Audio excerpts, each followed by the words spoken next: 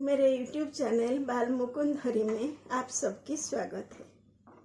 पिछले एपिसोड में हमें सुन रहे थे कि शोभा देवी तीर्थ करने जाना चाहती है, पर बाल गोपाल को किसके पास छोड़कर जाएंगे, ये सोच सोचकर उनकी मन में विषाद छा रहा था। इतने में उनकी पड़ोसन कमलाबेन उनके घर में आती है और सब बात सुनकर वो बोलती है, मैं हूँ ना, मैं आपकी गोपाल की सेवा आपकी तरह करने की कोशिश करूँगी, आप मेरे भरोसे छोड़कर जाओ। ये सुनकर शोभा देवी बहुत हंसी खुशी में गोपाल और उनकी बहुत सारी सामग्री कमलाबेन के घर में रखकर अपने तीर्थ की संगी के साथ तीर्थ करने चले जाते हैं। तभी कमलाबेन की मन में एक आनंद की लहर उठ रही है, क्योंकि गोपाल जो उनके घर में है, तो ये सोच सोच कर सो रही थी रात को कि कब सवेरा होगा, कब मैं गोपाल के लिए फूल चुनूंगी, तुलसी चुनूंगी, माला बनाऊंगी, उनकी स्नान श्रृंगार सब करके भोग लगा के आरती करके शोभा देवी जैसे जैसे करती है वैसे वैसे मैं कैसे करूंगी।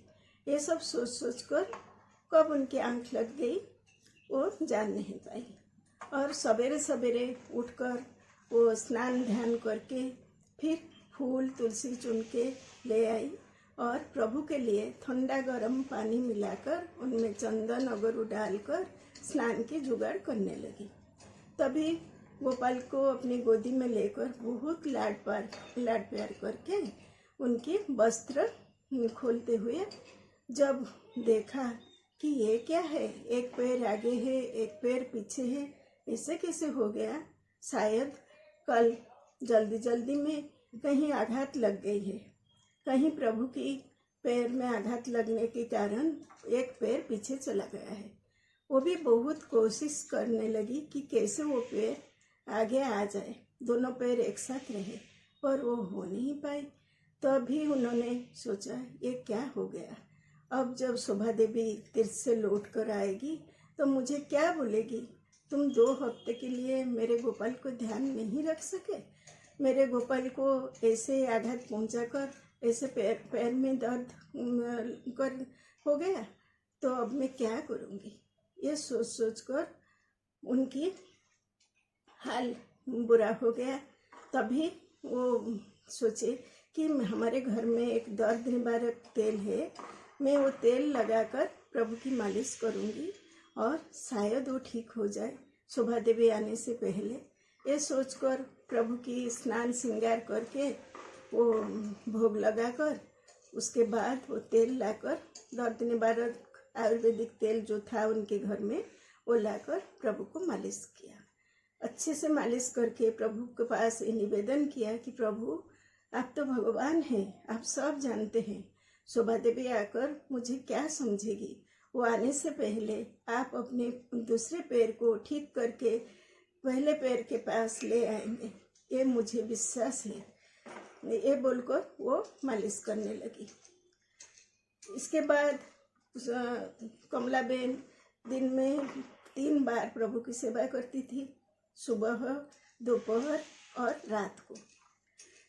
ऐसे 3 बार भी तेल मालिश किया करती थी और तेल मालिश करते करते प्रभु को निवेदन भी करती थी, प्रभु आप कृपा करके आपकी पैर अपने आप ठीक करा दो और शोभा देवी आकर देखे कि आपकी पैर पहले जैसा हो जाए। वो दोनों पैर एक साथ रख के आप अपने आप को ठीक कर दो, आप तो भगवान हैं। ये बोलकर बहुत मन में दुखित होकर ये बोलती थी कमलाबेन, प्रभु तो अंतर्यामी है, वो सबकी मन की बात पढ़ लेते हैं। प्रभु के लिए कोई हिंदू, कोई मुसलमान, कोई क्रिश्चियन, कोई जैन, ऐसे तो विभेद नहीं है। सारा पृथ्वी के लोग उनके लिए एक जैसी है। वो सिर्फ भक्त की मन की भक्ति देखते हैं और प्यार कितना प्यार है, प्यार कितना गंभीर है और भक्त उनसे कितना चाहता है, ये सोचकर प्रभु भक्त के अधीन हो जाते हैं। कमलाबेन जैन धर्म की है, फिर भी वो प्रभु को इतनी प्यार देता है कि प्रभु विवश हो जाते हैं अपने दूसरे पैर को पहले पैर जैसा बनाने के लिए। उनकी गठन शैली को वो बदल डालते हैं और ऐसे सेवा करते करते कमलाबेन देखते हैं कि जिस दिन शोभा देवी को आना है उसी दिन सवेरे जब वो प्रभु को स्नान कराने ले आई तब देखती है कि दोनों पैर एक साथ हो गए हैं और प्रभु दोनों पैर में खड़ा हो गए हैं। ये देखकर कमलाबेन बहुत हंसी खुशी में प्रभु को बहुत धन्यवाद देते हैं और बोलते हैं अब शोभा देवी मुझे कुछ नहीं बोलेगी। ये सोचकर वो प्रभु को स्नान श्रृंगार करके आरती करके भोग लगाकर अपने काम में लग जाती है। उसी दिन शोभा देवी गांव की दूसरे महिला और गांव की मुखिया के साथ तीर्थ से वापस आती है और आते ही पहले कमलाबेन के घर में आती है और पूछती है मेरे लाला कैसे हैं। तभी कमलाबेन बोलती है तुम्हारे गोपाल बहुत मज़े में हैं, तुम जाओ स्नान ध्यान करके शीघ्र ही मेरे घर आ जाओ, अपने लाला को देखोगी और इधर ही तुम प्रसाद पाना मैं तुम्हारे लिए इधर ही प्रसाद करके बैठी हूँ।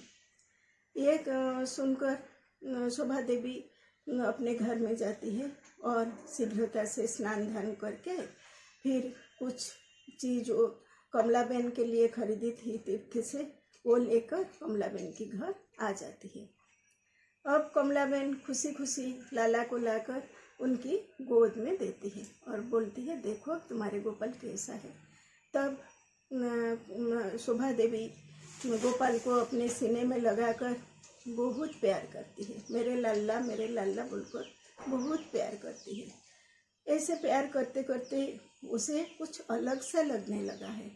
वो देखती है कि गोपाल में कुछ अलग है जैसे, और तब वो छू कर देखती है। फिर गोपाल की पोशाक ऊपर उठाकर देखती है ये क्या, गोपाल की एक पैर जो पीछे था वो सामने कैसे आ गया। ये तो मेरे लाला नहीं है, ये तो मेरे गोपाल गिरिधर नहीं है, ये कौन है। तब कमलाबेन को पूछती है तुम ये किसके ठाकुर जी मुझे ला कर देती हो, ये तो मेरे ठाकुर जी नहीं है, मैं तो कितने बरस से इनको पूछती हूँ, मैं जानती हूँ ये मेरे ठाकुर जी नहीं है। तब कमलाबेन बोलती है ये तो तुम्हारे ही ठाकुर जी है। नहीं, मेरे लाला के एक पैर पीछे था और एक पैर आगे, पर इनके तो दोनों पैर आगे हैं, ये कैसे मेरे लाला हो सकते हैं। तब कमलाबेन ने सब कुछ समझ गई और वो रोते रोते सब बात बोल डाली जो घटित हुआ था।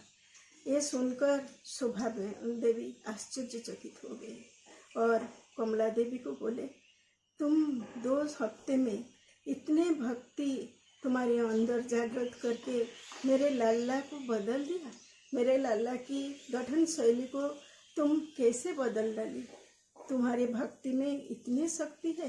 ये बोलकर वो उनकी पैर छुए और बोली तुम असंभव को संभव कर डाली, मैंने इतने सालों से इनकी पूजा की है, कभी ये मेरे साथ ऐसे अलौकिक बात नहीं घटित हुई है और तुम 2 हफ्ते में सब कुछ पा गई।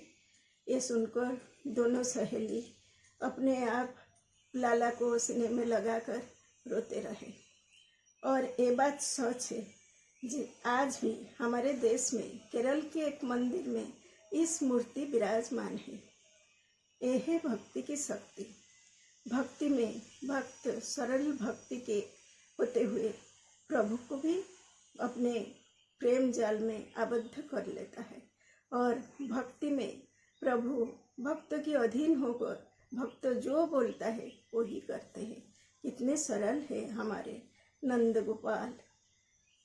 यदि आपको हमारे ये गोपाल कथा अच्छा लगता है तो कृपा करके हमारे इस चैनल को बाल मुकुंद हरि को सब्सक्राइब कर दीजिए, लाइक और शेयर भी कीजिए। नमस्ते। फिर एक सत्य घटना के साथ अगले बार।